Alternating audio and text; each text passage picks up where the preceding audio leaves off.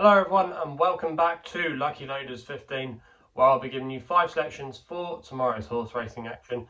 And my first tip of the day, we are going to be going to the staying handicap, where we're going to go with my next best of the day here. That's a horse called Hydroplane, the Sylvester de Souza and Ian Williams. Currently available at 11 to 1. You get 4 places with some firms at that price. I'm going to recommend a 0.5 each way selection here. Now this horse, Hydroplane, is a very interesting one for Ian Williams and Sylvester de Souza. He's going to be wearing the cheek pieces tomorrow, and when he wears the cheek pieces, he's got an excellent record. He's never finished outside of the first 2 from 4 starts. He was last seen winning at Chester very easily.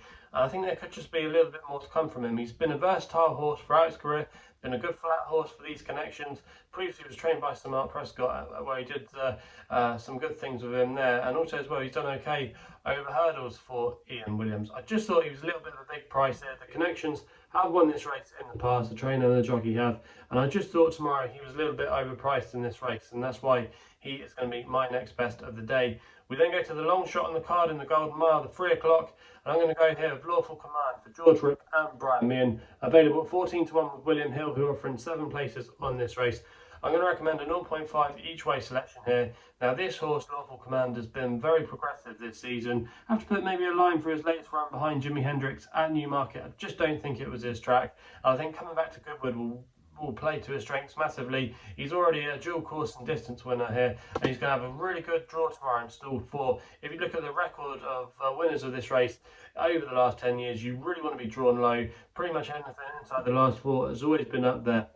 And I think tomorrow, if he can get into a good position in the hands of George Rook, he's really nicely treated out of the weights with the 3-year-old allowance. I think he'll be bang there. And with those 7 places, I think he's a great each way proposition. We then go to my nap of the day in the King George Stakes, the 3:35 at Goodwood. I thought Raasel here was the obvious one. Going to be available at 4 to 1. Going to recommend a 1-point win bet here for James Doyle and Mick Appleby. Now, last time we saw this horse, he won the Dragon Stakes quite well. Mebahi could say was a little bit unlucky, but I don't think you should take anything away from Raasel there. I thought he was a worthy winner on the day, and he just seems to be getting better with each and every run. He's already a dual course and distance winner, so that will suit him.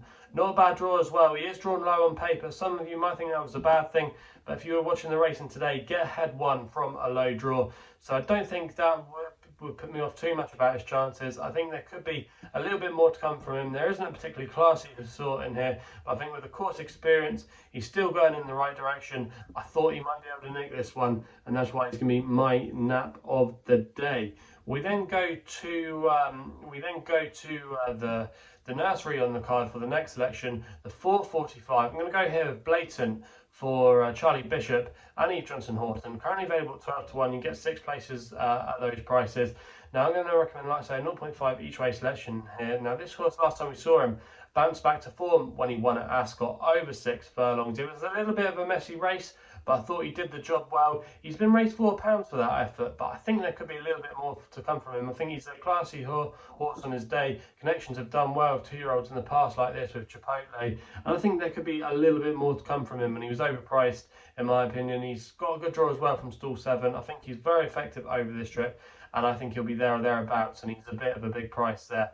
We then go with Forban as another extra tip in the last race. Was a big eye catcher last time out at Sandown when he finished in 5th place. He got badly hampered that day, but then he rallied in the closing stages, suggesting that this step up and trip should suit. He's got a wide draw to overcome, but that shouldn't be too much concern in my opinion. I think he'll be drawn out the back, held up for a late run. There's plenty of pace on to get him into the race, and I think he's got a good chance in this race. For a yard, George Baker, they like to have plenty of winners here. So they're the selections then for Goodwood tomorrow. Let me know in the comments box below what you're going to be back in on day 4 of Goodwood. Also as well, if you're enjoying these videos, remember to hit the subscribe button to the YouTube channel here at Lucky Loaders 15. You can follow me on Twitter as well, where I'm at Lucky Loader, same on Insta too. Please gamble responsibly, and we'll be seeing you again soon.